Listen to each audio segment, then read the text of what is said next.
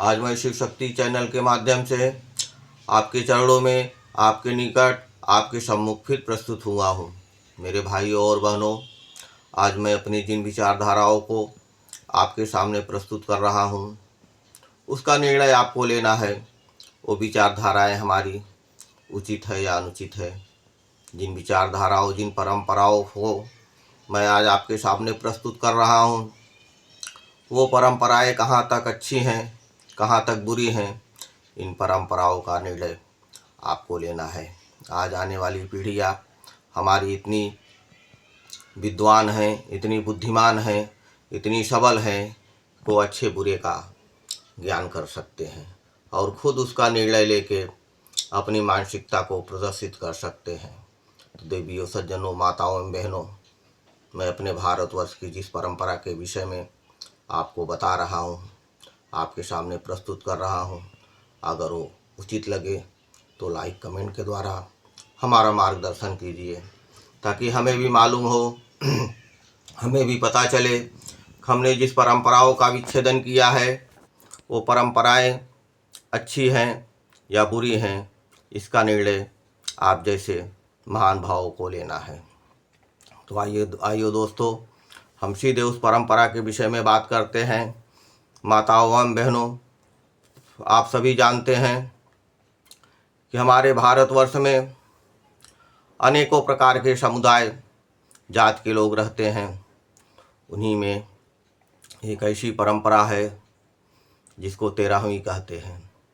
सज्जनों, जब हमारे घर में, हमारे पास पड़ोस में, हमारे गांव में किसी की मौत हो जाती है तो हम सभी मिलजुल कर उनके दुखों में शामिल होते हैं और उनके साथ शमशान घाट तक की यात्रा करते हैं।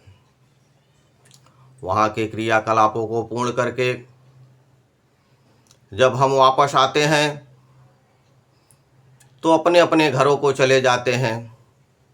फिर शायद हम उनके दुखों को भूल जाते हैं और अपने काम धंधे में जुट जाते हैं। पर जिस घर में ये दैवी आपदा आई है, शायद वो घर के लोग आंसुओं के सैलाब में डूबे रहते हैं। आहिस्ता आहिस्ता दिन बीतते जाता है, समय निकल रहा है।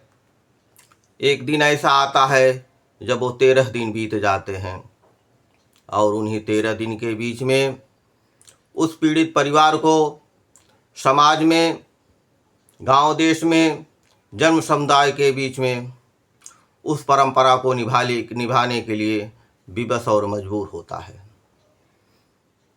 ये समाज की जो प्रथा है, ऐसी क्या प्रथा है कि मृतक परिवार भी किसी परंपरा को निभाने के लिए मजबूर हो। उस परंपरा को 13वीं कहते हैं। देवियों, सज्जनों, 13 दिन के बाद जब 13वीं का प्रावधान चालू होता है तो पीड़ित परिवार 100 से लेकर 500 जन को भोजन कराने के लिए विवश होता है। मेरे भाइयों बहनों, जो घर, जो परिवार दुखों के सागर में, आंसुओं के सैलाब में डूबा हो, उसी घर में हजारों लोग आके बड़े खुशी मन से, बड़ी प्रसन्नता के साथ उस भोजन का स्वाद लेते हैं और उनके उस डूबे हुए सैलाब में जो आंसुओं से भरा होता है, उस दुख को भूल जाते हैं। देवियों, सज्जनों, माताओं, बहनों, भाइयों, क्या ये दुख की घड़ी उस परिवार को और ज़्यादा असहनीय पीड़ा नहीं देती? हम लोग जिस घर में 13वीं का भोजन करते हैं, क्या उस पीड़ित परिवार के दुखों को बढ़ाते हैं, उनके ऊपर आर्थिक बोझ लादते हैं, या उस पीड़ित परिवार की मदद करते हैं? क्या सज्जनों, इस परंपरा का कोई सूक्ष्म रास्ता नहीं है जिस रास्ते से वो परिवार मुक्त हो जाए और उसके ऊपर हजारों लोगों का भोजन कराने की प्रथा समाप्त हो जाए? अगर नहीं समाप्त हो सकती दोस्तों, तो क्या हम लोग उस पीड़ित परिवार को अनुदान स्वरूप कुछ खाद्य सामग्री उसके परिजन को मुहैया करा सकते हैं, जिससे उसके कंधे का बोझ हल्का हो जाए। भाइयों, हमारा यही विचार है, हम यही चाहते हैं कि उस पीड़ित परिवार से वो बोझ उतर जाए और 13वीं जैसी प्रथा का अंत हो जाए। इसी प्रथा को समाप्त करने के लिए, इसका सूक्ष्म रूप देने के लिए हम आपसे निवेदन करते हैं, आपके सामने अपनी भावनाओं को प्रकट करते हैं। जहाँ तक हो सके इस विवाद से, इस परंपरा से बचा जाए। हमारे समाज के सज्जनों, जो व्यक्ति इस मजबूर हो ऐसी परंपराओं का पालन न कर सके, उसके ऊपर किन्हीं शब्दों की बौछार न की जाए और कोशिश की जाए कि ऐसी परंपरा का विच्छेदन किया जाए।